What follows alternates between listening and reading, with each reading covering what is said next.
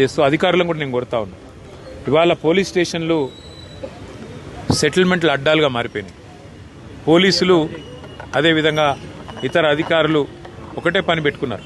కాంగ్రెస్ నాయకులు ఏం చెప్తే చేయాలా అన్నట్టుగా విచ్చలవిడితనం ప్రదర్శిస్తూ ఉన్నారు. ఇది మంచిది కాదు. రాజకీయాల్లో గెలుస్తాము ఓడతాము. మేము కూడా 10 ఏళ్ళ అధికారంలో ఉన్నాం. కానీ గింత లేకి పనులు గింత చిల్లర పనులు ఎన్నడూ కూడా చేయలేదు. ఇకనైనా ఇలాంటివి కాకుండా ముఖ్యంగా ఎక్కడైనా కంప్లైంట్ వస్తే కుంటయ్య గారు కంప్లైంట్ చేసినారు, నాకు రావాల్సిన డబ్బులు ఇవ్వకుండా నేను సతాయిస్తున్నారని. ఉల్టా ఆయన మీద కేసు బనాయించారు.